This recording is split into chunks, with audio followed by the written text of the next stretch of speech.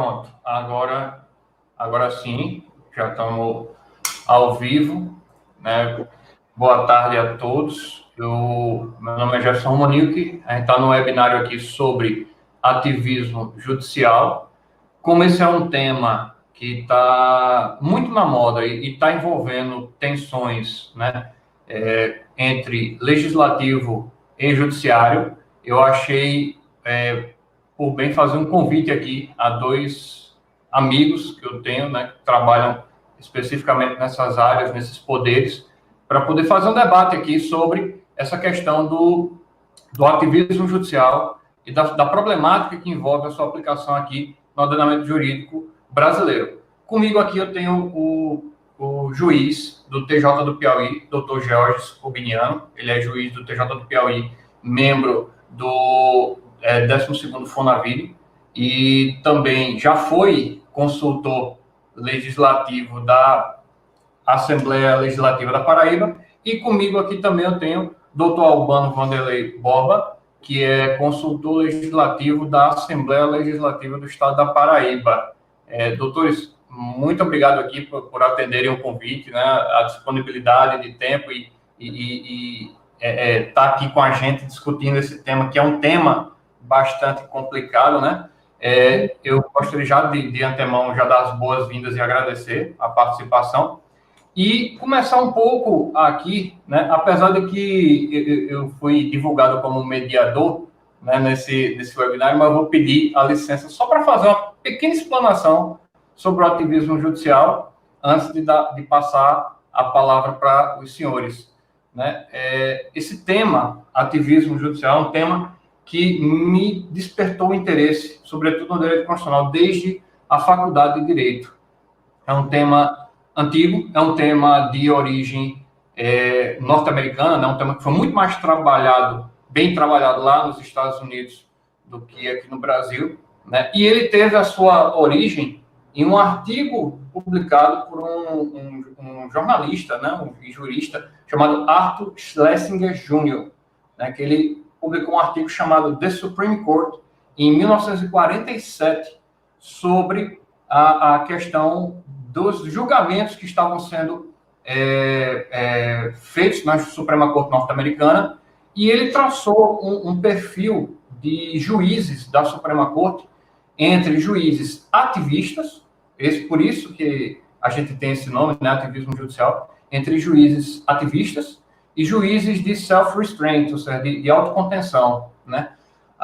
Só vou fazer uma observação aqui, né, para também não passar batido, que Carlos Alexandre de Azevedo, que é um doutrinador brasileiro que teve grande influência no julgamento do estado de coisas inconstitucional da nossa Suprema Corte, né, do STF, ele diz que esse título, ativismo judicial, apesar de ter ficado famoso com Arthur Schlesinger, ele, na verdade, veio de um colega de Arthur, de Harvard, chamado Thomas Reilly Powell. Não só para fazer um comentário, mas com certeza todo o impulsionamento desse termo veio através desse artigo da Supreme Court de 1947. Né? E essa linha que Arthur Schlesinger trouxe, né, essa linha ativista, é uma linha que remete a duas correntes que já são bastante trabalhadas nos Estados Unidos, duas correntes de análise de decisões, de análise de hermenêutica mesmo, jurídica, que é a corrente interpretativista e a corrente não interpretativista, né? Isso lá é muito bem trabalhado. E o que é que diz basicamente essas correntes, interpretativista e não interpretativista? Obviamente que a gente não tem um espaço amplo aqui, muito tempo, para esmiuçar, né? Mas eu vou deixar só o registro de que cada uma dessas correntes possui subdivisões, né? Mas, em linhas gerais, para a gente compreender aqui a temática, os interpretativistas, eles defendem que, basicamente, o dever do jurista, o dever do julgador é honrar a interpretação dada pelos pais fundadores, que eles chamam de Founding Fathers, né, da Constituição norte-americana. E aí, a grande intenção dos interpretativistas é se ater à linha de análise, de interpretação dos constituintes originários, digamos assim. Então, ela se divide em duas, basicamente as duas mais importantes são as originalistas e as intencionalistas, mas sempre com foco no que queriam os founding fathers, né, os pais fundadores. Já a corrente não interpretativista, que é onde a gente pode enquadrar aqui, né, mesmo que não perfeitamente, né, porque a gente não tem esse tempo para fazer essa análise esmiuçada, mas dá para enquadrar aqui o ativismo judicial nessa corrente não interpretativista. E essa corrente não interpretativista, ela tem um viés muito mais de atualização da Constituição, de pragmatismo, né, para você interpretar a Constituição de acordo com os valores da sociedade moderna, da sociedade atual. E aqui que a gente pode enquadrar o ativismo, né? Lá na Suprema Corte norte-americana, diferente daqui, né, do nosso Supremo Tribunal Federal, os juízes lá da Suprema Corte, eles não são eleitos para a presidência da casa, eles são eleitos para as cadeiras da Suprema Corte norte-americana. Então, o juiz que é escolhido pelo presidente dos Estados Unidos para ocupar a cadeira de presidente, ele vai ser presidente de forma vitalícia, que é o que chama de Chief Justice. Ele vai ser presidente de forma vitalícia até ou ele largar o mandato, ele abdicar, ou ele morrer. E aí, depois desse artigo de Arthur Schlesinger, a gente passa basicamente por 4 Chief Justices na Suprema Corte norte-americana, 2 deles de uma linha ativista e 2 de uma linha de self-restraint, né? Os 2 de linha ativista, que a gente pode conceituar como ativista, são as cortes Warren, que foi de 1953 a 1969, e a corte Burger, de 1969 até 1986. Essas duas foram ativistas, tanto é que o caso Brown versus Board of Education, que foi aquele caso famoso do direito dos negros, né, de estarem na mesma escola, terem a mesma educação que os brancos, né, acabando com aquela política dos separados mais iguais, ela se deu em 1954, ou seja, na gestão, né, da Corte Warren.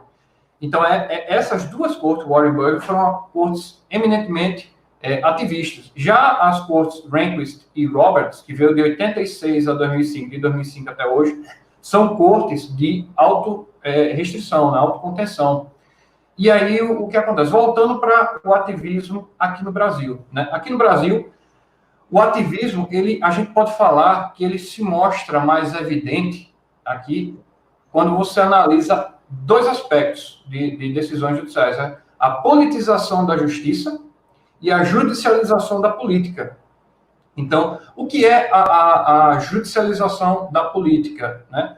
Eu vou fazer, agora, pedindo também o perdão da palavra, que eu vou fazer aqui uma análise bem rasteira, porque o tempo não permite uma análise aprofundada, mas a judicialização da política, ela envolve não apenas as questões de medicamentos, de tratamento de saúde, mas aquelas questões que, apesar de normalmente serem relegadas à política, acabam sendo tocadas pelo Poder Judiciário, né? Um caso que a gente pode mencionar aqui também de judicialização da política foi o caso de Eduardo Cunha, por exemplo, né, que houve uma invasão do judiciário no poder legislativo, no sentido de afastar o presidente da Câmara das suas funções. Né?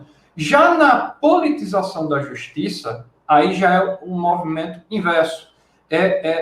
São as decisões judiciais sendo pautadas por critérios políticos. Né? Um caso que a gente pode falar aqui de politização da justiça foi o caso da outra Casa Legislativa Federal, o caso do Senado, né, do senador Renan Calheiros, né, que ele foi inicialmente afastado por uma decisão de Marco Aurélio e, após a resistência do Senado Federal na retirada dele da presidência, o Supremo acabou gerando uma decisão ali que teve muito mais cunho político do que jurídico para manter ele no cargo, né, mas retirá-lo da linha sucessória da presidência da República. Então, nessas situações de politização da justiça, judicialização da política, que o ativismo ele se mostra mais evidente, mais ressaltado, né, aos olhos. E aí, nessas decisões peculiares, nessas decisões que chamam a atenção da mídia, da sociedade, né, acaba havendo um embate a essa corrente ativista, uma resistência, que a gente pode consubstanciar essa resistência basicamente três pilares, né? O pilar que fala da dificuldade contra-majoritária, que em pouquíssimas palavras aqui, que eu vou sintetizar, diz basicamente que como os juízes não foram eleitos, eles não teriam a legitimidade de se imiscuir em políticas públicas, que seriam relegadas a agentes eleitos e representantes legitimados democraticamente pelo povo, né? E também, no segundo pilar, o efeito backlash, ou também chamado por alguns doutrinadores como Bernardo Gonçalves, de ativismo congressual. E o que é que diz esse efeito backlash, ou ativismo congressual? Né? É um movimento de resistência após a tomada de uma decisão ativista pelo Poder Judiciário. Eu queria deixar bem claro aqui que efeito backlash é um efeito que entrou na moda nos últimos 2 anos. Começou a ser falado bastante do efeito backlash e do ativismo congressual, mas são termos que remontam a decisões muito mais antigas, né? Um exemplo disso, recente, é a questão da vaquejada, né, que virou uma emenda constitucional para tratar da matéria em resistência à decisão antecedente do Supremo Tribunal Federal, que considerava maus tratos aos animais. Mas antes disso, muito antes disso, a gente encontra decisões de ativismo congressual posteriores às decisões de ativismo judicial. Um exemplo que eu gosto de citar, que é um exemplo bem antigo, é o exemplo da taxa de iluminação pública, né? Que veio a taxa de iluminação pública, o Supremo veio e disse que ela era inconstitucional, e num efeito backlash veio uma emenda, que eu acho, salvo engano, foi a emenda 29, foi a emenda 19, que instituiu a COSIP, a Contribuição Social de Iluminação Pública. Então, esse foi um movimento também de resistência a uma decisão ativista tomada pelo Poder Judiciário, né? E um terceiro pilar sobre essa resistência ao ativismo, a gente pode falar um pouco aqui das teorias da última palavra, né? E o que são essas teorias da última palavra? Isso aqui é mais uma teoria mais trabalhada no sistema norte-americano, né? Que elas defendem que o judiciário não caberia ao judiciário a última palavra, justamente pegando o gancho, um pouco do gancho na dificuldade contra-majoritária, mas eles defendem que não caberia ao judiciário a última palavra e caberia a outro ente. E aí essas teorias da última palavra, elas se subdividem basicamente em 3, né? A primeira que diria que caberia somente ao Poder Legislativo, né? A tomada de decisões de cunho político, né? Quem defende isso, por exemplo, é o doutrinador chamado Jeremy Waldron.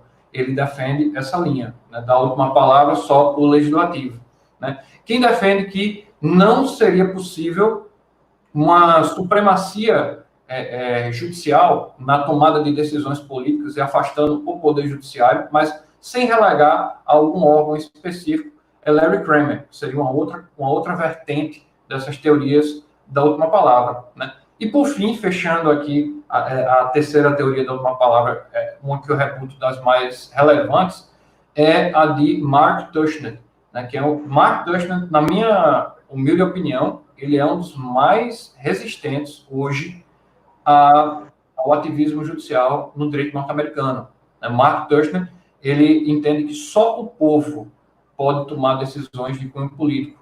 O judiciário deve ficar afastado até mesmo de controle de constitucionalidade sobre questões políticas.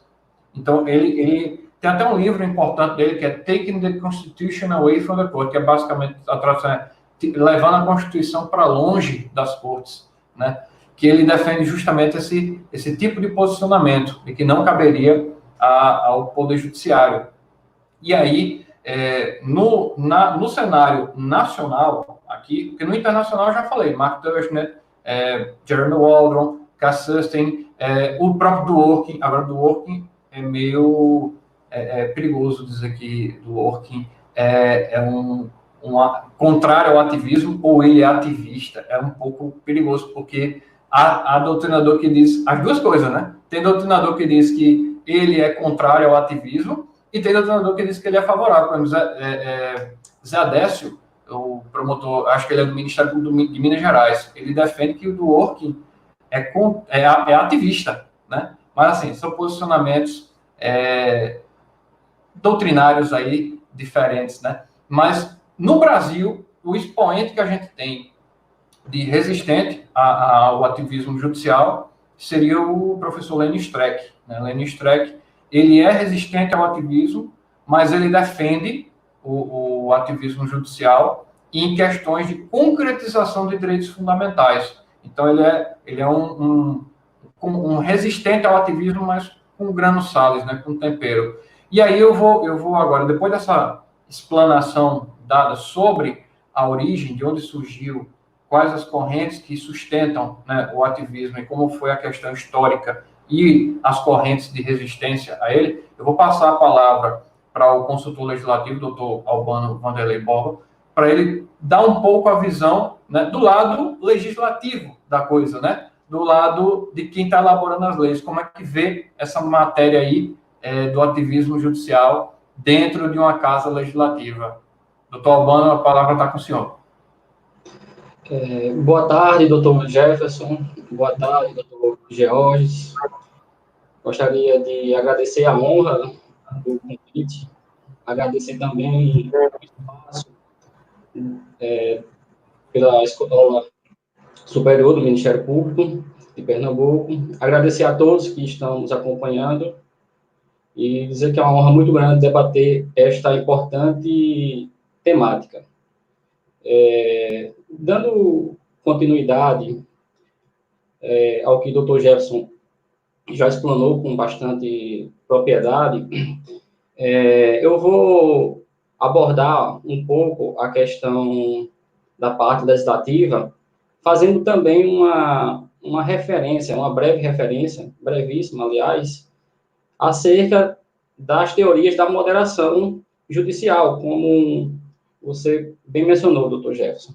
Porque, com base nessas teorias, a gente pode compreender melhor, né, o posicionamento do poder legislativo acerca dessa temática, né? Não vou adentrar aqui na questão do conceito do ativismo, que você adentrou muito bem, mas em relação à teoria da moderação judicial, ela tem por finalidade, em síntese, proteger a segurança jurídica, né? Porque a gente sabe que a segurança jurídica no Estado de Direito é fundamental, que o cidadão ele tenha uma expectativa normativa de estabilidade acerca dos seus direitos e dos seus deveres. E, nesse sentido, como você bem mencionou, existem diversos doutrinadores, diversos professores, e aqui eu acho importante a gente desenvolver um pouco mais a teoria do professor Ronald Dworkin, que é justamente onde você bem frisou que trata-se de um filósofo que tem uma teoria intermediária. E aqui retrata muito bem essa questão. Por quê? A gente percebe na doutrina que Ronald Dworkin, ele trouxe uma contribuição muito considerável para o direito, principalmente no que tange a questão dos princípios. Existe um famoso debate entre Ronald Dworkin e Herbert Hart acerca do seguinte sentido: diante de uma ausência de uma regra, como o juiz ele deve decidir aquele caso concreto difícil. E Hart defendia que poderia defender de forma ilimitada. Já Dworkin, ele entendeu que existem normas mais amplas que devem ser observadas por parte dos magistrados para resolver aquelas situações difíceis, aqueles casos concretos difíceis. Nesse sentido, ele as denominou de princípios. Então, Dworkin, em que pese ele dá uma certa liberdade, uma discricionariedade na decisão por parte dos magistrados, ele limita a questão aos princípios. Então, por isso que, apesar de combater também o ativismo, mas a doutrina entende e tem essa dificuldade de compreender se ele é ativista ou não, porque ele tem essa discricionariedade, né? E quem lapidou muito bem a doutrina de Dworkin foi também o filósofo Roberto Alex, que ele desenvolveu os princípios, trouxe questões importantes de limitação do poder judiciário, principalmente a técnica da ponderação, que é muito importante diante de possíveis conflitos de princípios, a técnica do critério da validade diante de possíveis conflitos de regras, e trouxe também a argumentação jurídica. Robert Alex, ele dividiu o sistema jurídico em 3 etapas, em 3 níveis. Colocou o nível da argumentação jurídica, colocou o nível das regras e o nível dos princípios. Então, ele defende que na argumentação jurídica, e aqui eu menciono aqui que deve compreender aqueles postulados normativos defendidos pelo professor Humberto Ávila, que posteriormente vou falar, esses argumentos, eles servem de aplicação dessas regras e desses princípios para resolver o caso concreto. Então, ele trouxe essa importante contribuição e deu muita ênfase ao princípio da proporcionalidade, principalmente diante de suas máximas, para que o magistrado, ele, assim, defenda seu posicionamento. Posteriormente, considerando que esses 2 doutrinadores são moderados, digamos, não são tão radicais, vieram as críticas, que você já mencionou também, mas aqui eu destaco 2 posicionamentos, que também fundamentam muito a questão da parte legislativa. Por isso que eu acho importante tecer esses comentários. E o primeiro, levando para os dias atuais, a gente pode mencionar o professor Han Richel, da Faculdade de Toronto. Han Richel, ele traz uma contribuição muito importante e bastante aprofundada, eu não vou tentar sintetizar, onde ele atribui que o ativismo trata-se de um problema principalmente sistêmico institucional, e que consiste em um sistema institucional disfuncional, um sistema fraco, que acaba fazendo com que atribuições que são dos poderes legislativo e executivo, migrem para o poder judiciário.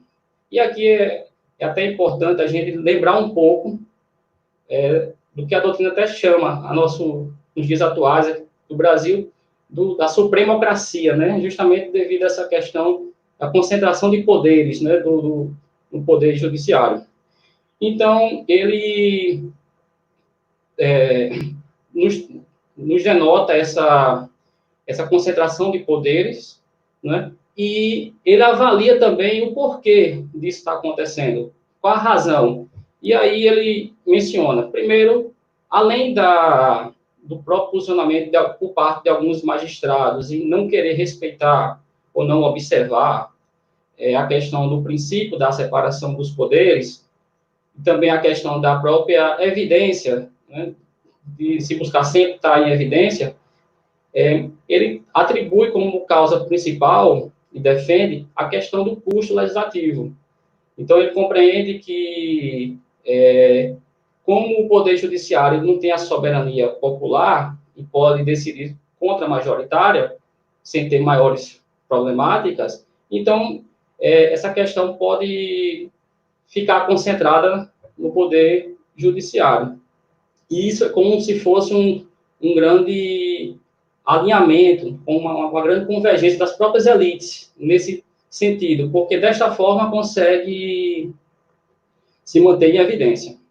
Já Kai Sunstein, ele atribui a questão do ativismo, a crítica que ele faz, à própria perspectiva institucional do poder judiciário, no sentido de que é muito comum a gente observar magistrados adotarem teorias para resolver casos, teorias abstratas, teorias filosóficas, teorias complexas, que seduzem o leitor, que a gente não tem nem como dizer que está errado, como teoria da eficácia horizontal, sociedade aberta dos intérpretes, transcendência, né, dos motivos determinantes. Aqui eu faço até um parêntese, que eu me lembro muito bem, que eu me encantei com o direito constitucional quando eu li um livro de José Afonso da Silva, onde o princípio foi denominado mandamento nuclear do ordenamento jurídico. Aquilo me encantou. Então, assim, são teorias extremamente abstratas, onde existem regras simples para resolver o problema. Então, Kai Sunstein, ele critica, né, essa postura por parte de alguns magistrados nesse sentido, né, onde ele demonstra que pode haver um campo ali muito fértil para que as preferências do magistrado possam prevalecer e elas sejam colocadas de maneiras disfarçadas diante dessas teorias e desses princípios.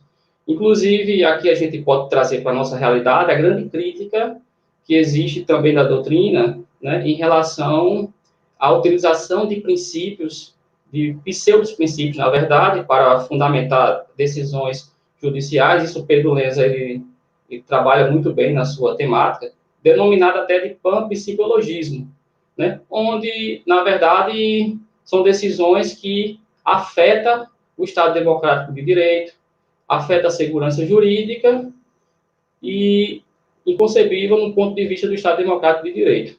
Então, Kai Sunstein, ele traz como contribuição um novo modelo hermenêutico, que seria do minimalismo judicial, que, em outras palavras, para ser bem resumido, seria o juiz decidir o caso de uma maneira simples, não adentrar naquelas questões eminentemente políticas, morais, né? Até porque a gente tem que levar em consideração a questão do direito do jurisdicionado, da prestação jurisdicional.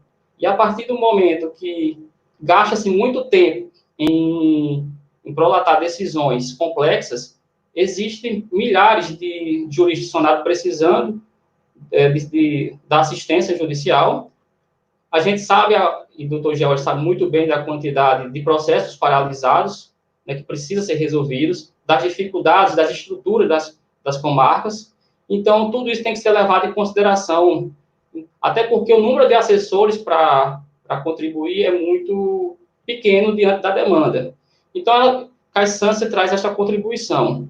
Já, por fim, você mencionou também, Jeremy Waldron, ele tem uma linha muito crítica do poder judiciário em relação ao ativismo, porque ele entende que a regra da democracia deve prevalecer no Estado democrático de direito, que a vontade da maioria, por mais que essa vontade e essa decisão ela não seja considerada a mais correta, a mais racional, mas deve prevalecer porque a regra do jogo é desta forma. Então, ele defende um posicionamento no sentido de proteger as instituições legislativas e o próprio poder judiciário. Então, apresentadas estes entendimentos filosóficos acerca da temática, eu compreendo como consultor legislativo, né, trabalhando no poder legislativo, que o problema não está em se o poder judiciário ele pode ou não realizar o ativismo, mas sim como deve ser praticado esse ativismo. E a partir desse questionamento, eu me filio muito à questão dos princípios, como mencionei, denominados de postulados normativos pelo professor Humberto Ávila, que são princípios eu posso mencionar o princípio da unidade, o princípio da força normativa. O princípio da força normativa tem uma questão muito interessante, né, que a gente aqui pode mencionar a obra de Conrad Hess, né, que foi traduzida pelo ministro Gilmar Mendes, que interpretações conflitantes de dispositivo constitucional ou infraconstitucional enfraquecem a própria Constituição. E isso é muito comum a gente verificar, né, juízes divergindo de dispositivos iguais, onde muitas vezes não tem nem razão de ser dessa divergência. Aqui a gente pode mencionar também o princípio da máxima efetividade, que eu não vou me prolongar, mas o Dr. George tem muito mais propriedade para falar, que justamente que é para concretizar os direitos fundamentais. Outro princípio que eu acho muito interessante também seria o princípio da justeza, e esse eu acho importantíssimo para a temática, porque o princípio da justeza justamente não permite que haja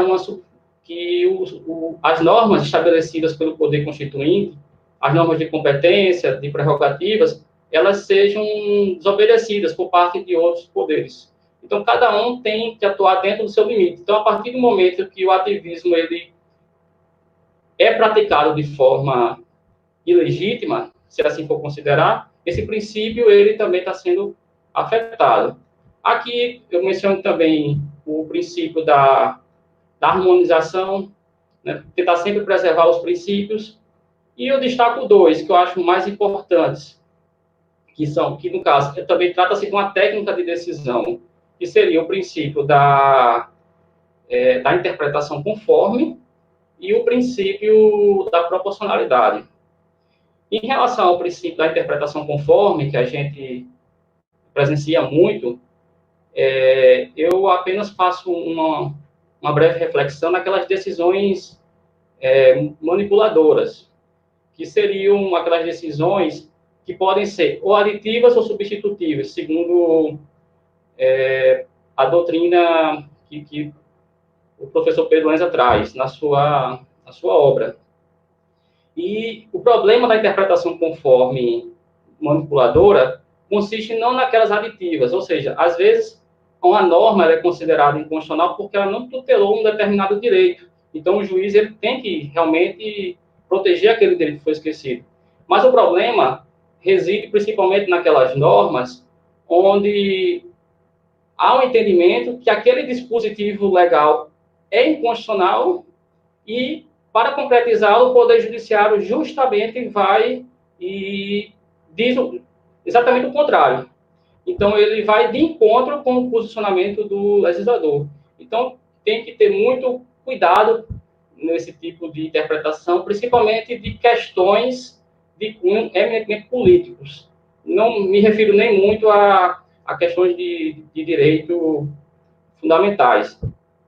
E também destaco o princípio da proporcionalidade, que trata-se de uma técnica também que eu acredito que deve ser muito bem utilizada, né, por parte de quem a aplica, não só por parte do Poder Judiciário, mas do próprio Legislativo, quando for elaborar normas, porque tem que se observar aquelas três máximas, e é importante também observar os limites, né, da proibição do excesso e da proteção insuficiente.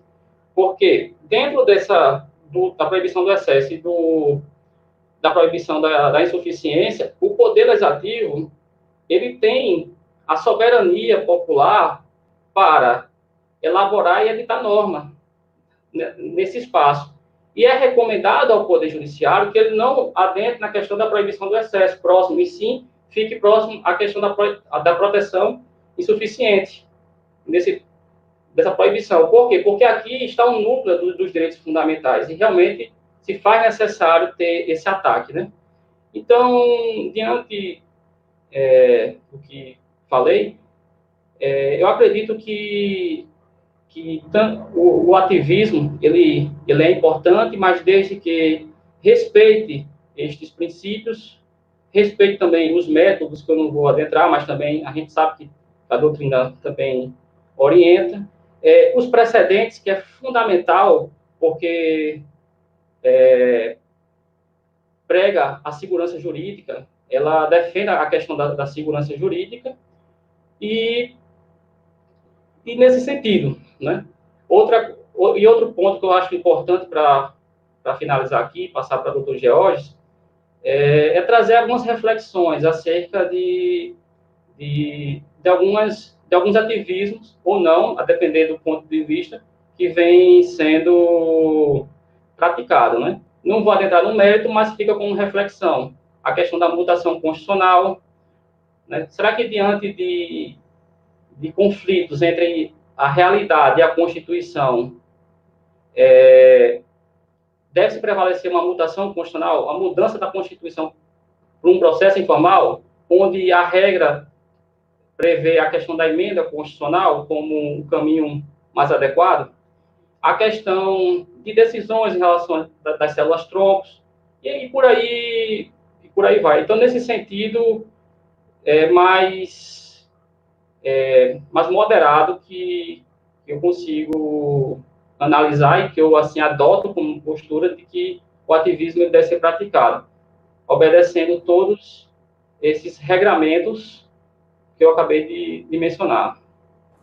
Eu agradeço essa explanação brilhante, né, com a perspectiva, né, do Poder Legislativo, da elaboração de leis, da representatividade, né, da legitimidade democrática para atuar. E duas coisas que o doutor Albano mencionou que me deixou um pouco reflexivo foi justamente essa questão da ausência de sistematização, né, do ativismo. Não há uma sistematização, não há um terreno sólido para a gente trafegar por ele, e a questão das decisões díspares. Eu só estou fazendo essa pontinha aqui antes de passar para o doutor George, que ele, como do judiciário, ele vai... essa questão das decisões díspares, né, de juízes com base numa mesma fundamentação, tomar decisões completamente distintas, me fez lembrar, doutor Albano, de uma notícia que eu vi recentemente do STF, que dizia que no mesmo dia que Gilmar Mendes absolvia uma mulher que furtou picanha, a ministra Rosa Weber condenava um homem que tinha furtado um shampoo.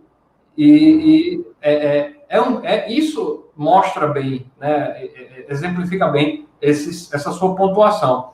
E aí, já passando a palavra aqui para o Dr. George, já para dar essa visão também agora do judiciário, eu não podia deixar de fazer essa breve ponta, trazendo essa notícia desses julgados, né? Dr. George, o senhor está com a palavra agora. O áudio. Boa tarde, doutor Jefferson. Obrigado pela palavra. Doutor Albano, agradeço pela oportunidade de estar aqui hoje, pelo convite, também à Escola Superior do Ministério Público do Estado de Pernambuco, e especialmente a todos os que estão nos assistindo em casa. Muitas vezes são pessoas que chegam cansadas do trabalho, ou que estão em home office, e de repente dedicam essa horinha para estar aqui nos assistindo pelo interesse do tema, ou pela afinidade com os palestrantes também, com os debatedores aqui presentes. Agradeço de coração. E eu começo a minha fala com a reflexão. Eu ouvi do Dr. Albano se referindo a determinadas posições, que dizem o seguinte, em síntese, que a vontade da maioria deve prevalecer. Mas aí eu pergunto, e onde é que ficam as minorias? Né? E uma reflexão que eu inicio é que essa discussão sobre ativismo judicial, ela se preocupa muito mais com as prerrogativas dos poderes do que, concretamente, com os destinatários finais das normas, que é o cidadão brasileiro, com a concretização desses direitos fundamentais. E eu, assim, a partir da reflexão, do estudo, eu verifico que o pensamento crítico, aqui eu estou longe de isentar a atuação do Poder Judiciário de falhas, de erros. Inclusive, o reconhecimento desses erros e falhas é necessário para a evolução, tanto a nível individual, um membro do poder, como também a nível institucional. É preciso que a gente estude e a gente reconheça as falhas para a evolução. Mas eu percebo que essa visão crítica, excessivamente crítica do ativismo judicial, ela se baseia numa ideia de independência dos poderes que é adotada por muitos, mas que merece uma releitura. E também pela falta de percepção de que vivemos num novo paradigma.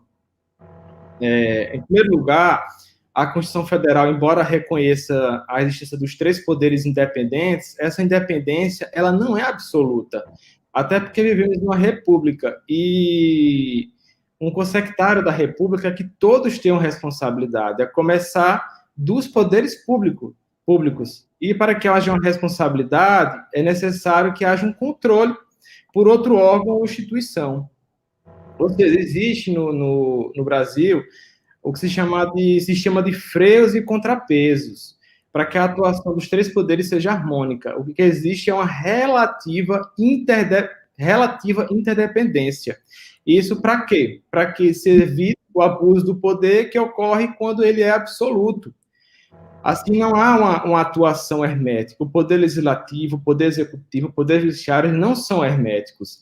Eles precisam, e existe a previsão de um controle relativo de um poder sobre os outros. Por exemplo, a Constituição Federal, ela traz em diversos dispositivos a previsão da atuação do Poder Judiciário em face dos demais poderes. E aqui eu me foco no Poder Judiciário porque eu sou um representante desse poder. Mas é claro que esse controle, ele ocorre em todos os sentidos e direções. Temos como exemplos de controle o controle de constitucionalidade das normas editadas pelo Poder Legislativo, as cláusulas pétreas, que impedem a atuação do Poder Legislativo em determinadas situações e sobre determinados temas, e, claro, quando violadas, exigem a atuação do Poder Judiciário. Temos também a função primordial do Poder Judiciário, que é a proteção a direitos lesados ou ameaçados de lesão. E essas lesões e ameaças, elas ocorrem também pelo poder público. Inclusive, as primeiras gerações de direitos humanos, a primeira e a segunda geração de direitos humanos, surgiram justamente para proteger o cidadão da ação e da omissão do Estado. Então, tanto o ordenamento jurídico reconhece, como a história, que o Estado é um dos principais causadores de lesão aos cidadãos. E isso exige a atuação do Poder Judiciário, no controle da atuação, seja na atuação no ato concreto do Poder Executivo ou num ato abstrato editado pelo Poder Legislativo. E, principalmente, temos como um dos fundamentos da República a dignidade da pessoa humana. E essa dignidade da pessoa humana, ela exige o quê? Exige um mínimo existencial. E quando esse mínimo existencial não existe, essas pessoas não serão consideradas dignas, ou não serão consideradas nem humanas. Nessas situações é preciso, sim, a atuação do Poder Judiciário, até para que seja cumprida a função primordial desses atores, no caso das juízas e juízes, dos tribunais de justiça, dos tribunais superiores. Temos também uma mudança de paradigmas, tanto uma mudança de paradigma, uma mudança jurídica, como também uma mudança social. Nós temos uma mudança jurídica com a promulgação da nossa Constituição Federal de 1988, que é prolixa e que conta com um extenso rol de direitos e garantias fundamentais a serem concretizados, e também a previsão de tutela a muitos grupos vulneráveis, como quilombolas, indígenas, mulheres e tantos outros. Aí temos a mudança de paradigma, mudança jurídica de paradigma jurídico. E do que se trata a mudança de paradigma social? Todos que têm já alguma idade, como eu, por exemplo, percebemos que a sociedade vem mudando rapidamente, muito rápido, e especialmente em razão da evolução das tecnologias. Hoje, vivemos no que chama de sociedade da informação. As tecnologias, a internet, o smartphone, permitem que informações, que a comunicação seja travada de maneira intermitente, instantaneamente. Paula Sibilia, que é uma antropóloga, ela diz que hoje a informação ela segue um fluxo e não existe lugares nem tempos determinados. Ou seja, novas ideias e adesões em massa a uma ideia nova, a uma concepção do que é certo, do que é errado, pode ocorrer muito rapidamente, em questão de horas, em questão de dias. Isso em razão das redes sociais, em razão da televisão, em razão da internet, ou seja, um tema que poderia nem estar em vista pela sociedade, de repente pode ser considerado um problema grave. E aí, como é que os poderes eles ficam? Eles vão continuar com a mesma atuação de sempre, no mesmo ritmo, ou eles tendem a se adaptar e de fato representar a vontade da população? Dessa maneira, a gente tem que entender o quê? Que os poderes, aqui vem uma crítica especial ao poder legislativo. O poder legislativo, ele não pode esperar, não pode imaginar que a concretização, que a regulamentação dos direitos fundamentais pode aguardar a sua vontade, que o poder legislativo, a bel prazer, decida quando e como concretizar, regulamentar esses poderes. Existe um ditado popular que diz: quem tem fome não dorme. E é isso que está faltando bastante aos poderes públicos e aos representantes dos poderes, é saber que as demandas populares, por concretização de direitos fundamentais, que os grupos vulneráveis precisam de proteção para ontem. E a mora, muitas vezes, ela é pior do que a ação violadora. Temos um exemplo claro dessa omissão crônica, é a evolução do mandado de injunção. O STF, de início, entendia que o Poder Judiciário deveria apenas declarar a mora do Poder Legislativo, declarar essa omissão, para que o Poder Legislativo, tomando ciência da omissão, ele passasse a regulamentar o direito em questão. Porém, o que se percebeu foi a omissão crônica do Poder Legislativo, e a posição do STF passou a se modificar, passou-se dessa posição não concretista para uma posição concretista, inicialmente individual, para depois uma posição concretista geral, com efeitos de erga omnes, como temos aí no caso do direito de greve pelo servidor público. Para complementar a questão da mudança de paradigma no tocante ao social-cultural, temos uma obra de Boaventura de Souza Santos, que ele trata do paradigma emergente e do paradigma tradicional. O paradigma emergente é aqueles que estamos vivendo hoje em dia, em que estamos nos transformando, e o paradigma tradicional é o anterior. O paradigma tradicional era baseado na ideia de que as ciências eram exatas, de que tudo poderia ser classificado, organizado, inclusive as ciências sociais poderiam ser classificadas como é a matemática. Só que o que ocorreu foi a descoberta de que o conhecimento humano é limitado, de que tudo é relativo. Einstein tivemos uma revolução científica no início do século XX. Descobriu-se que nem tudo poderia ser conhecido, e que, inclusive, quanto mais investigamos um objeto, mais esse objeto ele se altera. Um exemplo dessa mudança de paradigma é o positivismo jurídico de Hans Kelsen. Ele entendia que o sistema poderia ser exato, organizado, sem lacunas. Claro que eu trago aqui uma síntese, de maneira a encaixar com esse raciocínio.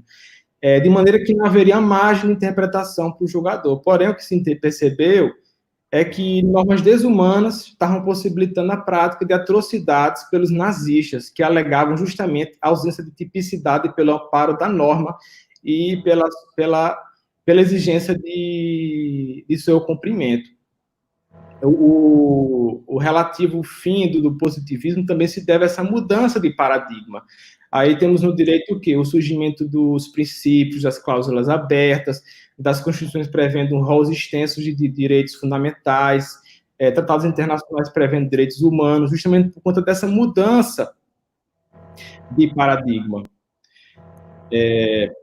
E essa mudança ela repercute em quê? Na ideia de que o Poder Judiciário não poderia nunca controlar a atividade dos demais poderes, com um âmbito claro e restrito de atuação. Essa ideia tradicional, ela coadunaria com a possibilidade de prática de novas violações a direitos fundamentais. E aqui eu volto à questão da ditadura da maioria. E o raciocínio de que o juiz ele não teria legitimidade para inovar no ordenamento jurídico, também ele traria um aspecto positivo para a sua atuação, de legitimidade também. Como assim? O Congresso Nacional, os parlamentares, representam a sociedade de hoje, a sociedade atual, e não aquela sociedade futura preconizada pela Constituição Federal de 88. Além disso, suas decisões se baseiam no voto da maioria, havendo assim o risco de ocorrência da chamada ditadura da maioria, em que as minorias subrepresentadas, aqueles grupos vulneráveis, não teriam voz nem vez. Então, é de se esperar que o Congresso Nacional adote uma postura reacionária, que abafe os gritos das minorias que são subrepresentadas no Congresso Nacional. E é isso que a gente vê, infelizmente. Vou citar daqui a pouco alguns exemplos.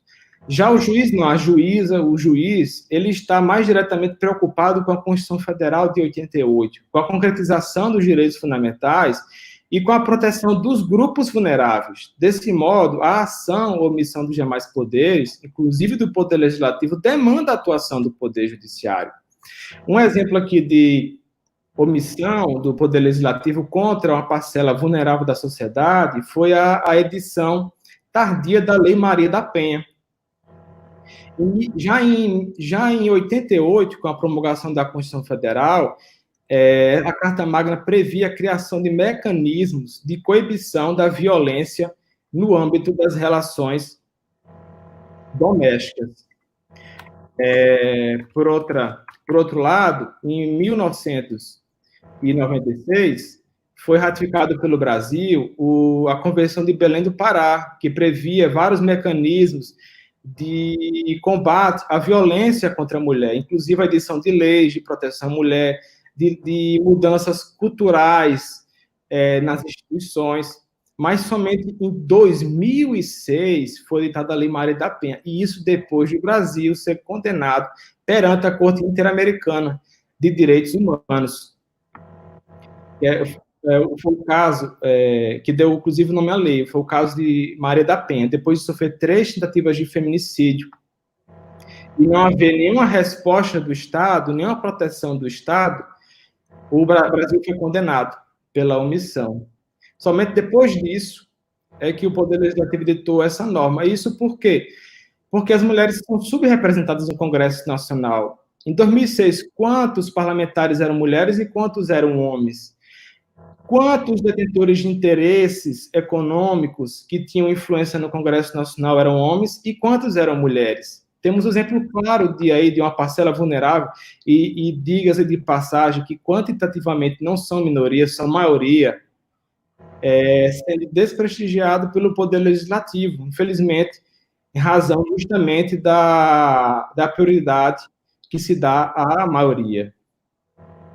Agora, tem um exemplo aqui do Poder Legislativo que corrobora esse raciocínio, de que o Poder Legislativo, quando se critica o ativismo judicial, é porque se critica a concretização dos direitos fundamentais, muitas vezes atingindo aqueles interesses reacionários, tradicionalistas.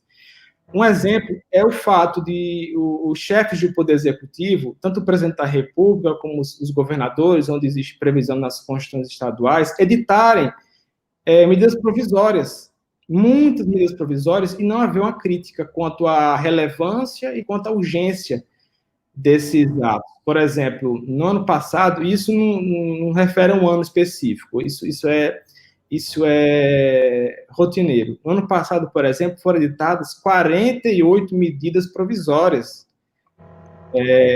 pela presidência da República. Isso equivale a 26% de todas as leis ordinárias aprovadas no Congresso Nacional, ou seja, é como se a chefia do Poder Executivo estivesse assumindo o trabalho de mais de 1/4 do Congresso Nacional, ou seja, de mais de 154 parlamentares. E não se vê crítica quanto a isso.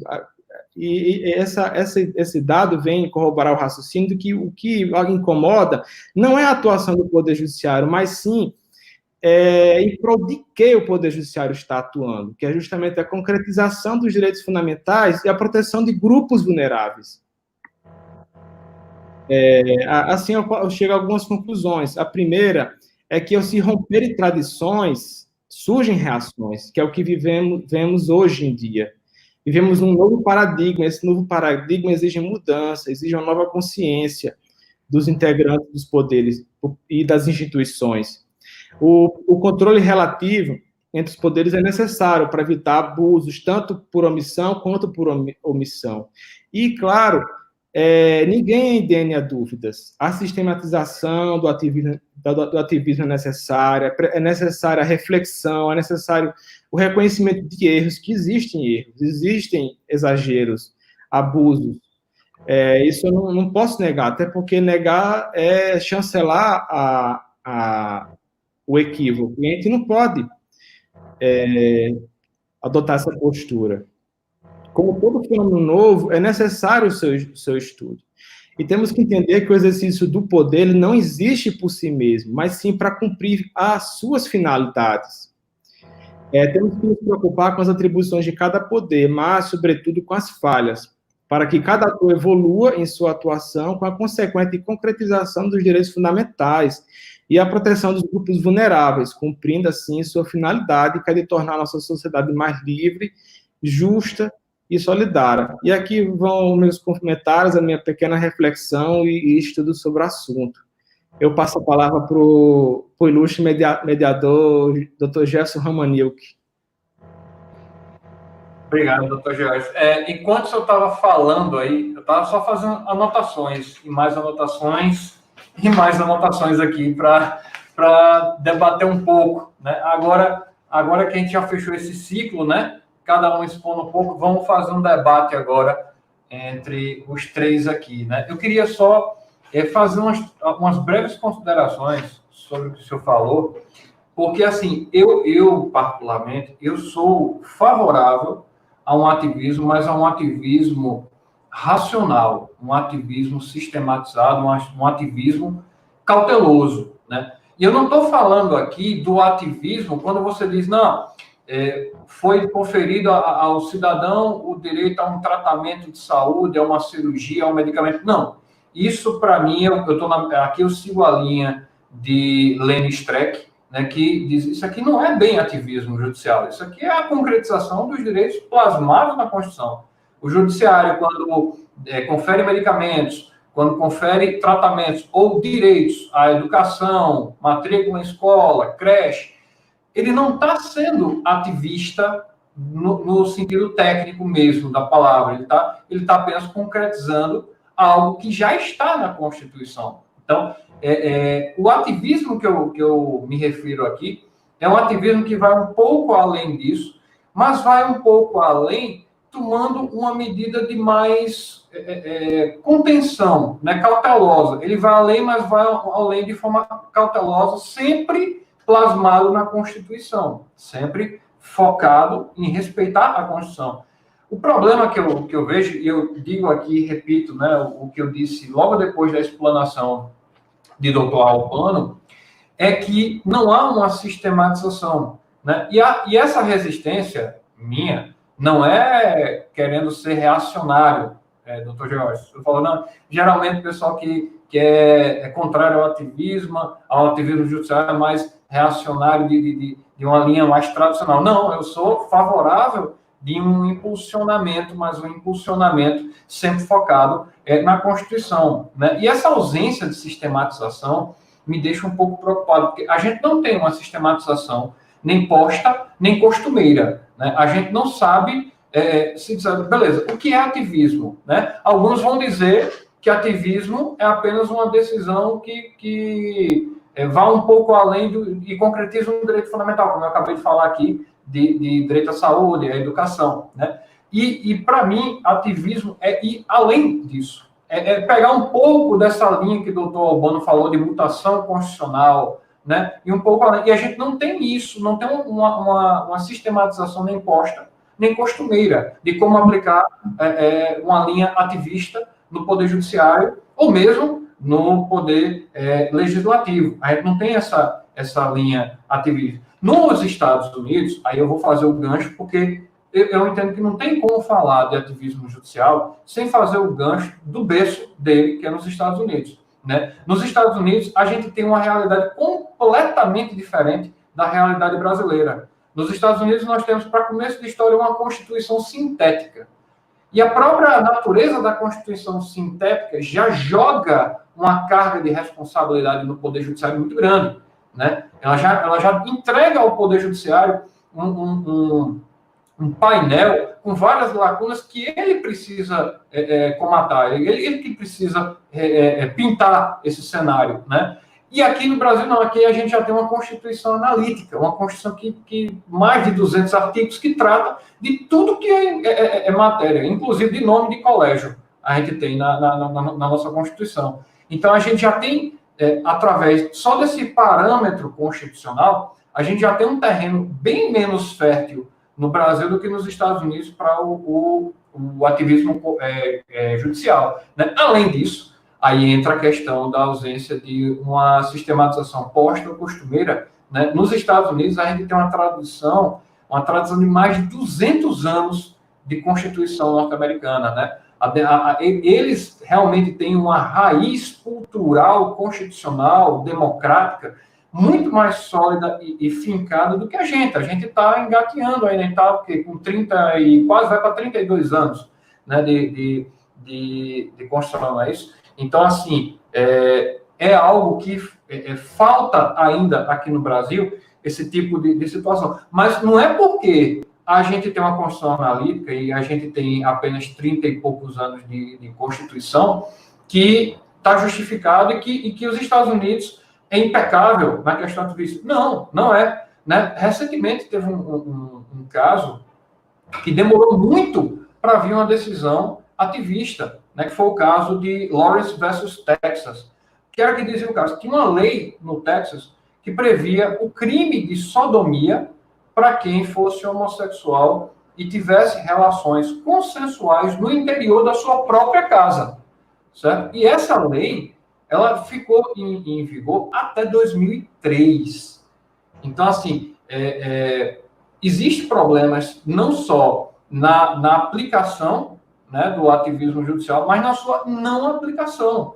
Porque eu acho que esse é um caso, para nós que vivemos aqui uma cultura brasileira, uma cultura da diversidade, esse é um caso que, para a gente, seria impensável pensar que chegaria ao século XXI uma decisão que criminalizasse relações entre pessoas do mesmo sexo, né? E lá demorou vir essa decisão, né? Então, o que eu quero deixar claro aqui é que eu sou favorável ao ativismo judicial, mas ao ativismo judicial racional. Por quê? Do jeito que ele está sendo conduzido aqui no Brasil, a gente vai ter, sim, decisões de cunho ativista extremamente positivas, né, como essa que o próprio Dr. Georges mencionou, né, do direito à greve, dos mandados de injunção 713 e 721. Né? Então, a gente vai ter decisões ativistas muito aplaudidas, mas a gente vai ter decisões ativistas que vai dizer, meu Deus, o que é isso? Um exemplo que eu cito aqui de uma decisão ativista e que me deixou perplexo até hoje é a do recurso extraordinário 466343 do STF, que foi a que instituiu a famosa supralegalidade, né? E aí o que é que acontece? O Supremo veio, criou uma nova espécie normativa que não estava previsto no artigo 59 da Constituição, não tem nem como dizer que isso decorre da Constituição,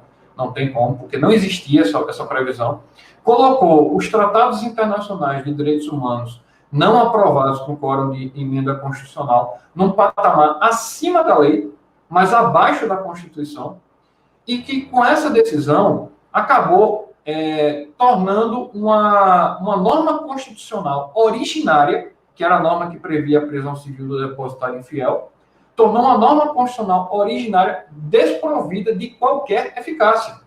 Porque a decisão que instituiu, só para deixar a contextualização aqui, para passar para o debate, a norma que previa a prisão civil do depositário infiel era uma norma de eficácia limitada, que demandava uma lei, certo? Então, qual era a lógica do sistema? Ia vir uma lei regularizando a prisão civil depositária e a partir daí ele poderia ser preso. Mas tem um tratado internacional, que é o Pacto de São José da Costa Rica, né, que ele proíbe a prisão civil depositário infiel. Então, ele colocando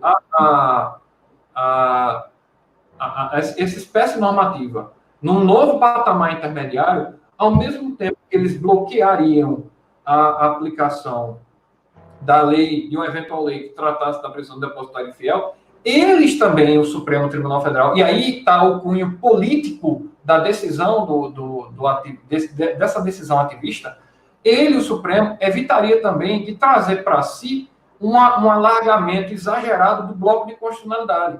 Por que ele não colocou o Tratado Internacional de Direitos Humanos como norma constitucional? Porque se ele colocasse todo e qualquer tratado internacional de direitos humanos, seria parâmetro para controle de constitucionalidade e alargaria demais o bloco de constitucionalidade. Então veio essa decisão que eu realmente resisto a ela, porque criou-se um intermediário, né? Fazendo um paralelo, mas não tecendo comentários, até mesmo porque ainda tá em andamento, é o caso do hoje senador Flávio Bolsonaro.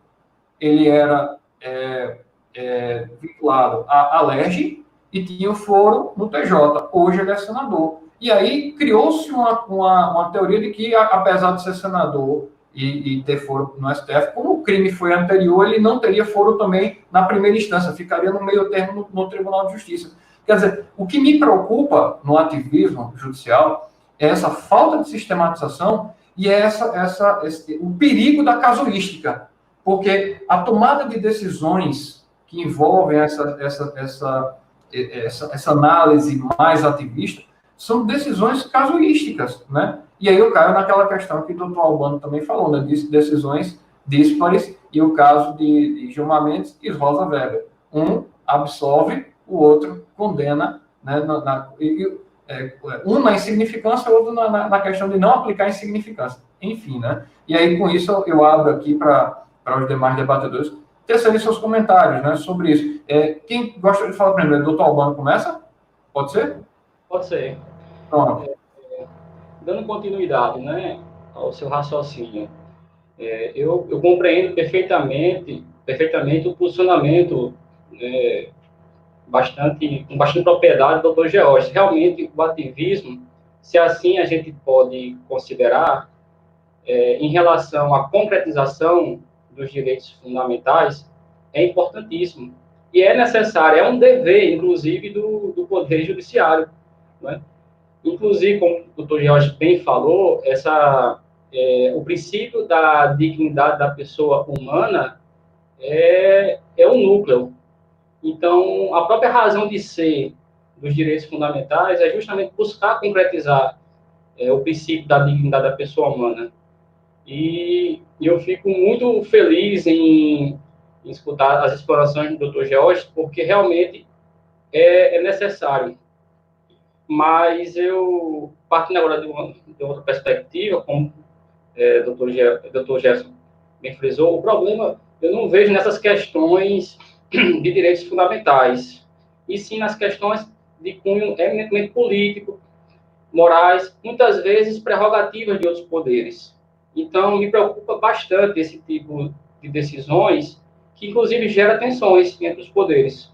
E isso é muito ruim para o Estado democrático de direito. Você bem frisou a questão da sistematização. Por que não se adotar e respeitar, né, os precedentes, desde que sejam feitos de uma forma com muito estudo, chamando, inclusive, a sociedade para o debate. Por exemplo, particularmente, eu achei aquela decisão da DPF 54, né, no caso do feto anencefalo, né, a possibilidade da antecipação do parto, muito interessante, porque ali, naquele julgado, o Supremo chamou, não é, a sociedade, realizou audiências públicas, permitiu a participação, né, do amigo da corte, enfim. Então, ganha mais legitimidade quando chama a sociedade, né? Aqui a gente lembra muito aquela teoria, né, de Peter Haber, da Sociedade Aberta dos Intérpretes, mas eu vejo aqui com bons olhos. O problema está justamente naquelas decisões que não adentram nessa questão dos direitos fundamentais. E aqui você mencionou, por exemplo, a questão das normas supralegais. A gente não pode esquecer também que, por mais que uma norma constitucional ela seja de eficácia limitada, ela possui os efeitos negativos, ou seja, ela não permite, ou não é para permitir, né, que normas sejam elaboradas que venham conflitá-la. Então, o próprio Supremo vai e entende que se pode criar um instituto da supralegalidade. E aqui eu também levanto alguns questionamentos que me preocupam muito, muito mesmo. Por exemplo, o poder que as decisões monocráticas, principalmente tomadas pelos ministros individualmente, né, monocraticamente, vem causando. Ou seja, uma decisão do ministro, de repente, pode paralisar o poder legislativo, pode paralisar o poder executivo. Por exemplo, naquele caso que o doutor já mencionou, não é? Em relação a Renan Calheiros, então houve, salvo engano, um posicionamento monocrático, aí depois a corte se reuniu e foi de encontro ao posicionamento monocrático.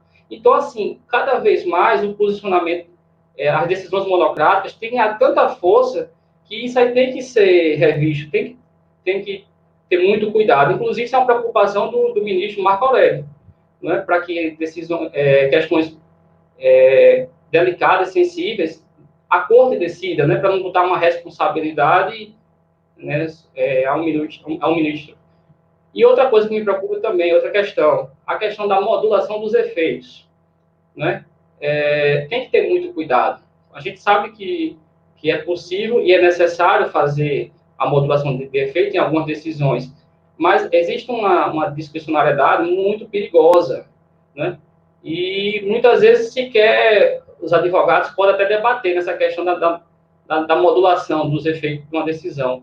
Então, a gente tem que ter muito cuidado, porque a gente tem um sistema, como o doutor já falou, uma Constituição extremamente extensa, onde tudo é possível chegar ao Supremo, e o Supremo tem que dirimir. Mas a gente tem que ter muito cuidado, porque a segurança jurídica, ela foi conquistada, né, através de muitas revoluções, e é inconcebível a gente falar de Estado de Direito sem ter uma segurança jurídica. Então, a crítica principal vai mais nesse sentido de questões políticas que envolvem mérito de outros poderes, essa interferência. Então, eu acredito que tem que ter muito cuidado para... Pois não, doutor Gerson. Não, prossiga, conclua que depois eu vou fazer só um apontamento.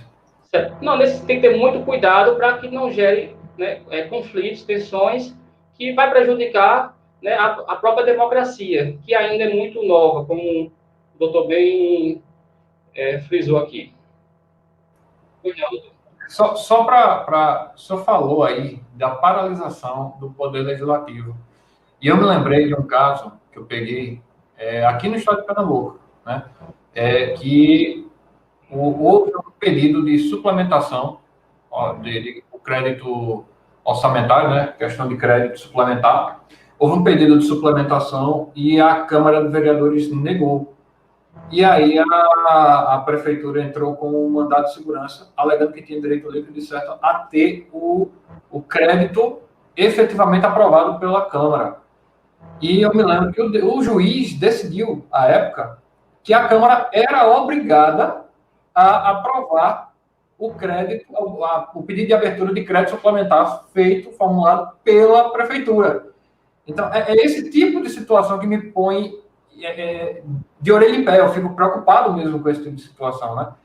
E aí eu vou passar agora a palavra para o doutor Jorge para ele tecer os seus comentários, né, sobre essas questões. Só lembrando, doutor, teve uma pergunta de Antônio Oliveira, né, perguntando o seguinte: senhores, superamos ou não o dogma do legislador negativo, né? E aí eu vou deixar para os senhores aí debaterem sobre essa questão, se está ou não superado o dogma. Olá, meu querido amigo Antônio Oliveira, juiz do Tribunal de Justiça do Piauí, colega de trabalho também. Muito interessante a sua pergunta. O dogma do legislador negativo é aquela ideia de que o Poder Judiciário, especialmente o STF, ele não poderia atuar como legislador positivo, ou seja, editando normas, sob pena de usurpar a função típica do parlamento, ou seja, no controle de constitucionalidade, ele tão somente poderia, por exemplo, declarar inconstitucionalidade e nulidade daquela norma. Ele não poderia atuar em sentido inverso. E aí surgem questionamentos de que o Poder Judiciário, principalmente o STF, estaria atuando como legislador positivo, ao atuar de maneira ativista. Mas o que eu entendo é que a premissa de atuação do Poder Judiciário não tem se modificado. O que tem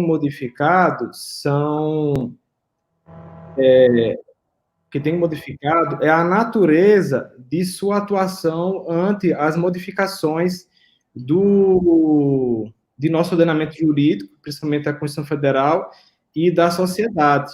Como assim? O Poder Judiciário, ele continua não editando normas como finalidade. O que ocorre, isso ficou caracterizado durante a evolução da jurisprudência sobre mandado de injunção, é que o Poder Judiciário, nesses casos, ele não edita normas gerais, cuja natureza seria a de leis ordinárias. E aqui vem o questionamento, a gente sempre deve se perguntar sobre a natureza dos atos que nós visualizamos. O que o Poder Judiciário faz é editar normas concretas, aplicáveis individualmente ou erga omnes, baseadas no direito vigente, que já existe, e enquanto não sobrevier norma regulamentadora editada pelo Poder Legislativo. E isso baseia o quê? Se baseia no normativo da Constituição Federal, que diz que os direitos fundamentais têm aplicabilidade imediata. Então, o que o Poder Judiciário faz simplesmente é sanar, combater lesões que estão acontecendo ou que sofrem ameaça de ocorrer. Então, somente. E o que a gente verifica, na verdade, é que eu faço... Então, assim, basicamente, o que eu entendo é que não houve propriamente uma superação do dogma do legislador negativo, mas sim um novo entendimento da natureza da atuação do Poder Judiciário. Isso não significa que ele esteja atuando com o Poder Legislativo, significa que ele está atuando para combater ilegalidades e com base no ordenamento jurídico que já existe.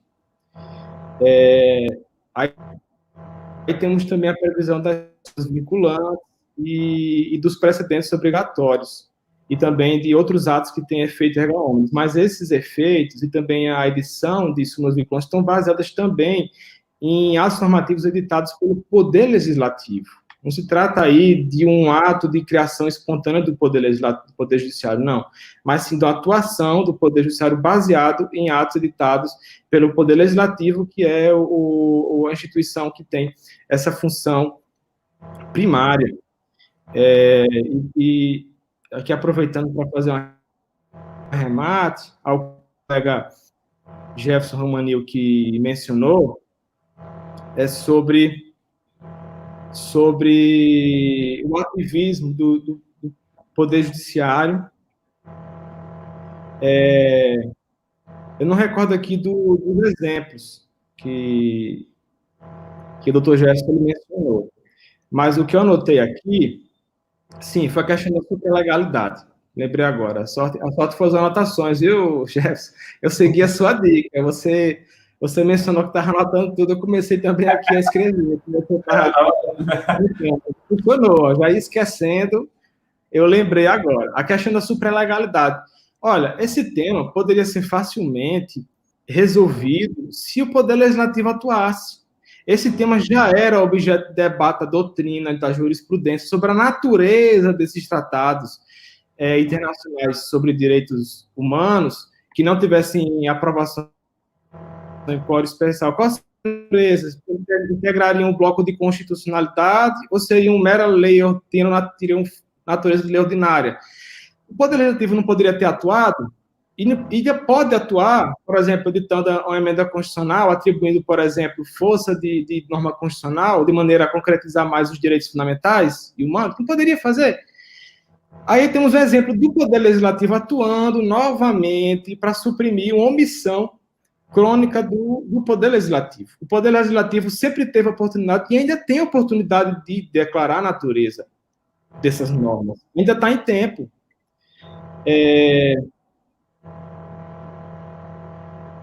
Aqui tem um exemplo também de duas... Eu, como atuo na jurisdição de violência doméstica e familiar contra a mulher, eu tenho dois exemplos aqui de normas que são diacrônicas, que deveriam ter sido há muito tempo extirpadas do Código Penal, mas que até hoje não foram objeto de preocupação pelo legislador. A primeira é que o Código Penal prevê como agravante genérica o crime cometido contra cônjuge. E aí vai uma crítica não só ao Poder Legislativo, mas também ao Poder Judiciário. Os crimes cometidos contra a mulher casada por doença agravante. O réu, o condenado, ele recebe uma pena mais gravosa em razão dessa circunstância. E a mulher companheira? A mulher que não casou, que geralmente é a realidade da parcela mais desprovida de recursos da sociedade. Essa mulher não tem a mesma dignidade da mulher casada? Ela não merece a mesma proteção contra a violência provocada pelo companheiro, principalmente quando a Constituição Federal traz a equivalência do casamento à convivência, e também existe o Tratado de contra a Discriminação, ratificado pelo Brasil. E, assim, particularmente, em muitas decisões eu tenho feito controle de constitucionalidade e de convencionalidade, aplicando esse agravante, embora o legislador não tenha atuado e a jurisprudência dominante seja no sentido de que não se aplica pelo princípio da anterioridade penal, né? E aí temos aí a necessidade de uma revisão de princípios, de ponderação entre princípios, né? A proteção da mulher e, de repente, da anterioridade, né? Quando se verifica que as circunstâncias fáticas são idênticas, e a Constituição Federal determina que o tratamento deve ser igualitário. Outro exemplo aqui de norma diacrônica do Código Penal é a previsão de isenção de pena quando os crimes contra o patrimônio são praticados na constância da sociedade conjugal. A quem isso visa proteger? Quem pratica a maior parte desses crimes patrimoniais? É a mulher ou o homem? Trata-se de um crime costumeiramente masculino, praticado pelos homens contra as mulheres durante a constituição conjugal. Aí temos situações em que, mesmo separadas, as mulheres sofrem dilapidação, violência patrimonial, e esses homens, eles não são responsabilizados. E aí também tem uma crítica ao Poder Judiciário, porque a jurisprudência dominante é também no sentido de se aplicar essa norma, de continuar se aplicando essa norma diacrônica, que é violadora de direitos fundamentais de um grupo vulnerável, que é o de mulheres, e de convenções internacionais. Eu passo a palavra, se tiver mais algum comentário. Eu só queria complementar aí essa exposição do Dr. George, para mostrar, assim, eu discordo um pouco, né? Respondendo também a pergunta, né, do Dr. Antônio Oliveira, na minha concepção, o dogma do legislador negativo foi superado, né? Porque a gente não está falando aqui de um ativismo que se pauta em respeitar a atuação do legislador, seja o legislador constituinte, seja o legislador ordinário. Voltando para aquela questão da supralegalidade, mas eu vou citar outros exemplos, né? Aquela questão da supralegalidade, o Supremo conseguiu, com aquela decisão, deixar ambos os lados irresignados. Os internacionalistas não gostaram, porque alguns deles, como por exemplo a professora Alice Bianchini, ela defende que os tratados internacionais de direitos humanos devem ser equivalentes, devem ser equiparados a normas constitucionais, certo? Então, a gente tem uma corrente doutrinária que diz, tem que ser norma constitucional. A outra corrente expressiva também doutrinária, não. Houve a possibilidade de ter a reforma, de ter o debate constitucional sobre essa matéria, e colocaram no artigo 5º somente que os tratados internacionais que fossem aprovados com quórum de emenda. Quando veio esse dispositivo, né, do artigo 5º, parágrafo 2º da Constituição, que trouxe esse dispositivo, foi um período que já se era possível discutir as situações daqueles tratados internacionais que não foram aprovados com quórum de emenda. Já sabia a existência do Tratado Internacional de Direitos Humanos do Pacto de São José da Costa Rica, né? Já sabia da existência. E o Supremo Tribunal Federal, ele nem veio com uma decisão de dizer, não, fica como norma infraconstitucional, nem veio com a decisão de, não, vai ser equivalente à norma constitucional. Ele criou um teste gênius aí, ele criou uma nova espécie normativa que não foi prevista na Constituição. Então, para mim, esse foi o passo mais significativo no sentido de legislar positivamente, né? O ativismo judicial legislando positivamente. Um outro exemplo também mais moderno que a gente pode traçar aqui é essa linha que foi construída de uma autonomia quase que soberana dos municípios sobre os estados e dos estados sobre a União, no que diz respeito a normas restritivas da pandemia. Então, quanto mais restritiva a norma, não interessa se existe uma norma geral, né? Não interessa se existe uma norma estadual, o que vai prevalecer é a norma mais restritiva. E quando você pega a leitura do artigo 24 da Constituição, que fala da competência legislativa concorrente, o parágrafo 1º ele já é muito claro, quando ele diz que, no âmbito da legislação concorrente, a União limita-se a estabelecer normas gerais, né? Na competência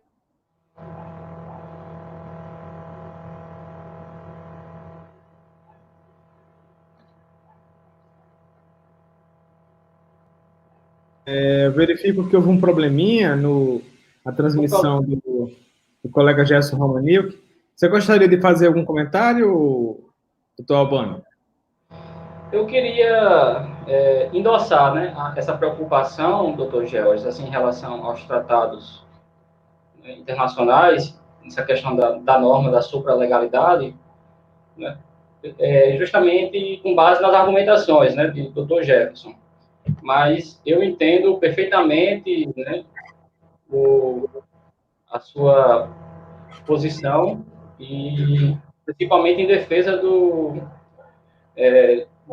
direitos mais vulneráveis, né? E uma outra problemática que também que me preocupa bastante, doutor Georges, é justamente a questão também da possível mutação constitucional, inclusive Dirley da Cunha Júnior, o professor, ele entende, no meu entender, que houve uma mutação constitucional do artigo 52.10, né, da Constituição Federal, que na prática, cada vez mais as decisões proferidas, principalmente pela Corte Suprema, em sede de controle difuso, têm ganhado as características do controle abstrato. Então, eu tenho muito receio, justamente, dessas decisões tomadas em relação a essa nova dinâmica dada ao artigo 52, que aumenta ainda mais a responsabilidade por parte das decisões dos ministros. E assim, eu reforço a ideia de que sempre quando a gente vai estudar um fenômeno novo, e aqui estamos diante do fenômeno que é recente no Brasil, relativamente recente, que é o ativismo judicial, temos que compreender o que está por trás desse fenômeno, que é justamente essa mudança de paradigma, essa mudança de paradigmas jurídicos e sociais.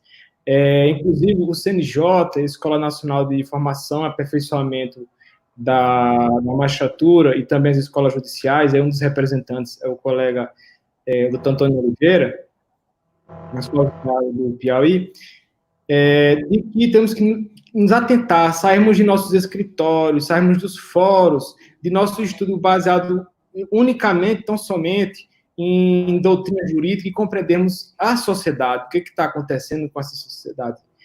De maneira que temos que questionar, perguntar, a origem desse ativismo judicial? Surgiu do nada?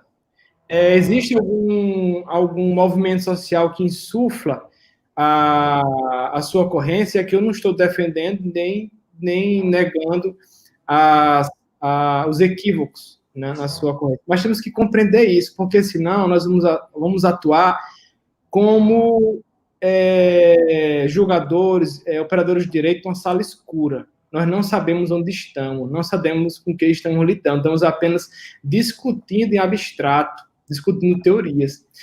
E temos que entender que todas essas teorias, essas discussões, essas normas, elas têm um destinatário final, que é a sociedade. Temos que compreender essa sociedade. Certo? Eu posso falar para o colega Jefferson Manil, que por um problema técnico, ele foi... Me expulsaram daqui. Comecei. Sim, só complementando. O CNJ, inclusive, no concurso da magistratura, isso não é recente, faz já vários anos, incluiu disciplinas humanas no concurso de ingresso à magistratura, como filosofia, sociologia, psicologia, e também as escolas judiciais prevêem a existência de disciplinas humanas e também interdisciplinaridade, ou seja, o estudo disciplinado do direito concomitante com essas disciplinas humanas. É uma necessidade que existe justamente para que o magistrado, e isso se estenda ao operador do direito, para que tenha uma atuação crítica sobre a realidade. Só vou concluir aqui a minha exposição, né, antes de eu ter caído, que, assim, eu vejo um judiciário mais ativista, mais abandonando aquele dogma do legislador negativo, mas eu não vejo isso como algo necessariamente ruim, né? Eu quero deixar isso bem claro. Eu não vejo isso como algo necessariamente ruim. Eu entendo que em determinadas situações, sobretudo em matérias incipientes, como o doutor George falou, visando o futuro, e aqui eu posso falar meio ambiente, né, essas questões visando as gerações futuras, em que o legislador de hoje não está pensando tanto no amanhã, está pensando mais no hoje. Eu entendo que é interessante uma linha ativista mais preponderante, inclusive abandonando mesmo aquele dogma do legislador negativo, certo? Como eu mencionei aqui, já houve esse abandono, né? Houve o abandono em algumas situações de duvidosa validade das decisões, como foi a questão da supralegalidade, como eu estava mencionando, a decisão do Supremo nessas questões da pandemia, mas eu entendo que a gente não pode ficar se pautando somente nessa questão, não, estamos ainda, o dogma do legislador negativo, o dogma, não, ativismo, ele tem que existir e não ficar fixado por esses dogmas, mas, ao mesmo tempo, ter balizas, ter uma forma de você utilizar dessa ferramenta, desse instrumento de decisões ativistas, mas com um caráter mais cauteloso, que é o que numa definição que eu estava até lendo mais cedo, que era justamente que falava desse permeio, né, dessa ingerência da moral, da ética. Então, as decisões judiciais, principalmente as que tenham mais cunho ativista, elas têm que ser pautadas de uma análise ética, moral e política muito mais relevante, porque o juiz, nesse caso, vai estar prestando contas à sociedade, vai estar dizendo, não, eu estou fazendo isso por essa razão. E tem que ser uma razão que seja persuasiva, né?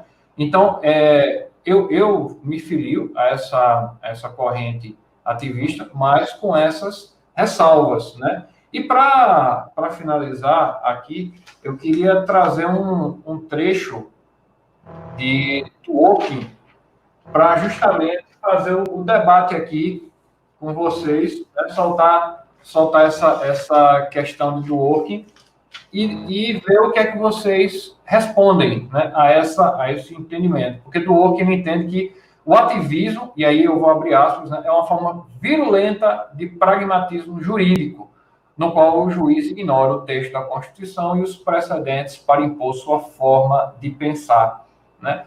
É um dos pouquíssimos trechos que eu vi de Dworkin que mostra que, assim, ele está contra o ativismo, né? E aí eu queria a opinião tanto de doutor Albano, da perspectiva do Poder Legislativo, como de doutor George, da perspectiva do Judiciário, né? O que eles, como eles refutam ou reforçam, né, esse argumento de Dworkin.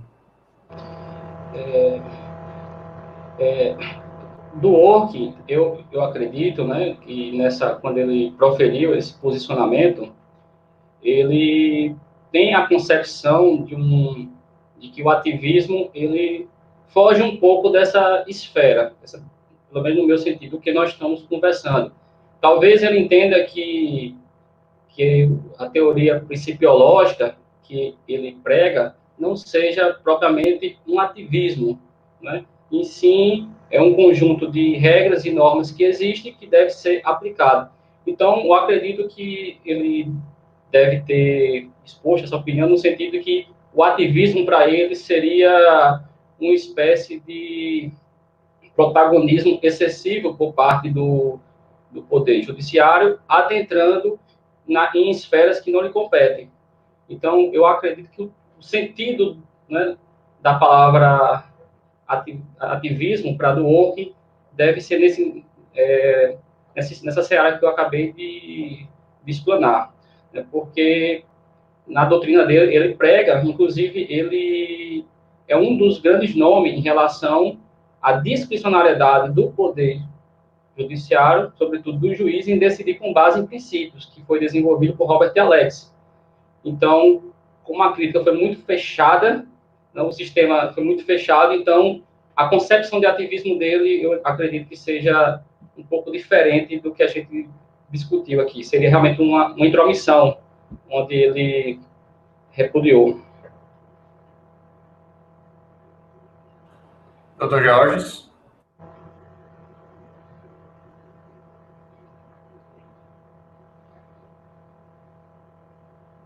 O áudio, doutor Jorge. Essa crítica de Dworkin, ela reflete basicamente o que se chama de decisionismo judicial, que seriam aquelas decisões em que faltaria fundamentação, baseando-se tão somente em princípios.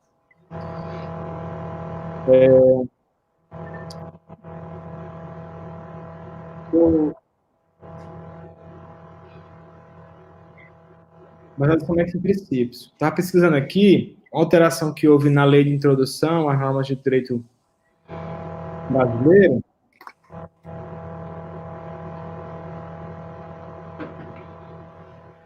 Enquanto o doutor Jorge pesquisa essa questão, eu vou fazer só uma observação final aqui, né, sobre a questão do ativismo. Eu reforço o meu posicionamento, eu sou partidário de uma linha ativista, mas ao mesmo tempo cautelosa. E eu acho que uma das balizas que podem ser utilizadas, né, para orientar, né, dar uma orientação para o ativismo judicial, né, o ativismo praticado pelos magistrados, é o que a gente chama de teoria dos diálogos institucionais, né? Através de uma maior participação, no lugar de você ter tensões entre o legislativo e o judiciário, tensões entre Ministério Público e Legislativo, ou Ministério Público e Judiciário, você ter, no lugar de tensões, diálogos, né? Debates, audiências públicas sobre temas relevantes, para até mesmo conferir uma maior legitimidade para o órgão julgador tomar aquela decisão mais ativista, digamos assim, né? Então, é o que chama de teoria dos diálogos institucionais. Eu tenho até medo de falar aqui de um ativismo ministerial e acabar virando pergunta de concurso, né? Que fale sobre o ativismo ministerial. Mas é algo também que a gente está pregando bastante aqui no Ministério Público Brasileiro, sobretudo na área penal, com acordo de não persecução penal, na área civil, com taxas e improbidades administrativas, o que está se chamando agora também de acordo de não persecução civil, né? É uma forma de você dialogar ao invés de simplesmente ficar gerando essas tensões e gerando esses efeitos backlash, né, de leis votadas e menos votadas no legislativo, dizendo o contrário do que uma decisão judicial pretérita disse, né? Jorge? A questão do decisionismo judicial, ela se resolve, eu acho que basicamente com a obrigatoriedade de fundamentação das decisões judiciais sob pena de nulidade que está prevista na Constituição Federal.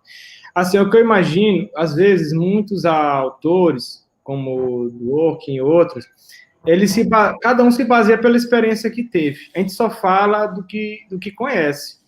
E às vezes a gente tem mais experiências, a gente tem maus exemplos e acaba baseando o nosso discurso. É assim, eu estou falando do Dworkin como um cuidado para ser seguido.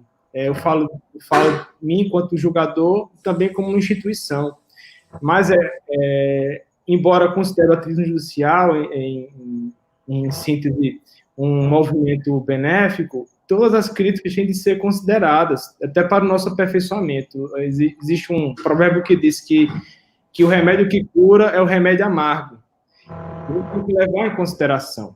E com relação, além de entender que esse problema se resolve com o cumprimento do mandamento, da fundamentação, também a lei de introdução à norma de direito brasileiro foi alterada, prevendo essas situações de aplicação de normas de conteúdo indeterminado. Temos aqui, por exemplo, no artigo 23 da referida norma, que impõe ao julgador que, ao estabelecer interpretação, orientação sobre norma de conteúdo indeterminado, ele deverá prever regime de transição, deverá também prever que seja aplicado de maneira proporcional, equânime e eficiente, sem prejuízo aos interesses gerais.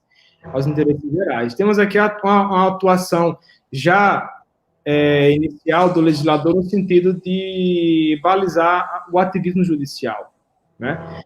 Ou seja, o legislador deve prever os efeitos da sua decisão, para que os efeitos sejam minimamente prejudiciais, e deve considerar também o interesse geral. Qual é a repercussão dessa decisão? Aí vemos aí, muitas vezes, os tribunais superiores atuando para uniformizar entendimentos, considerando os interesses gerais, muitas vezes os interesses econômicos, né? Evitando que decisões casuísticas quantitativamente possam causar um prejuízo econômico e até social. E a função dos tribunais superiores é justamente essa, de todo julgador, mas principalmente os tribunais superiores, que são tribunais de superposição, é o de considerar os efeitos dessas decisões, dos entendimentos sobre a coletividade e transformar isso em precedente.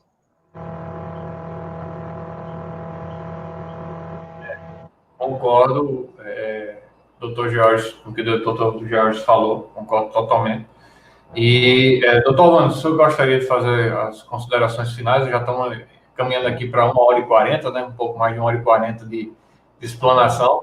É um tema grande, né? Não tem como a gente expor em 20 minutinhos, não dá. É um tema enorme. A gente falou e ainda não conseguiu exaurir. É algo que é digno de um curso, né? E não de uma palestra apenas, mas a gente faz o melhor aqui, né? O senhor gostaria de fazer as considerações finais? Pois não, doutor Gerson. Como você mesmo disse, existem teses e teses sobre essa temática, né? E teses opostas. Então, o importante é que a gente trouxe a reflexão, que é o mais importante do debate. Eu gostaria de aproveitar esse momento para agradecer a doutor Jefferson, a doutor Georges, pela honra de poder debater com vocês e aprender muito. Tenho muita alegria em poder acompanhar vocês e compreender os seus posicionamentos.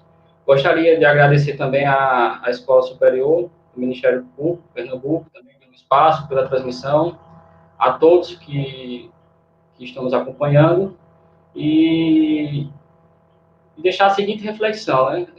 Também, o problema não está na prática do ativismo, e sim como ele deve ser praticado, se ele pode ou não ser feito, e se como ele deve ser feito. E, diante de toda essa discussão, eu me alinho muito ao posicionamento do Orkin, com o desenvolvimento da teoria de Robert e Alex, preservando principalmente os precedentes, a segurança jurídica, né, os postulados normativos, as regras e os princípios materiais da Constituição, porque eu entendo que é importante para a consolidação não só de direitos fundamentais, mas para as próprias instituições conseguirem permanecer harmônicas e independentes. Do mais, uma honra. Muito obrigado.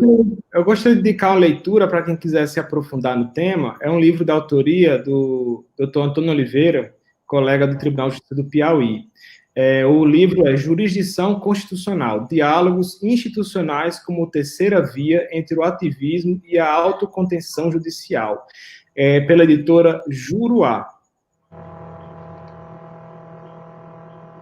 Beleza, eu vou dar por encerrado aqui, né, esse extenso debate, né, e sabendo, né, ciente de que a gente não iria conseguir exaurir o tema, mas eu agradeço bastante aqui a doutor Albano e a doutor George pelo conteúdo, né, que foi debatido aqui, pela extensão do conhecimento que foi transmitido aqui com esse debate sobre uma filosofia do direito constitucional, digamos assim, uma filosofia jurídica, né, girando em torno dos limites, né, que não deixa de ser os limites da atuação do Poder Judiciário, até os limites de atuação do magistrado, né. Eu reputo importantíssimo esse debate, eu acho que foi extremamente proveitoso.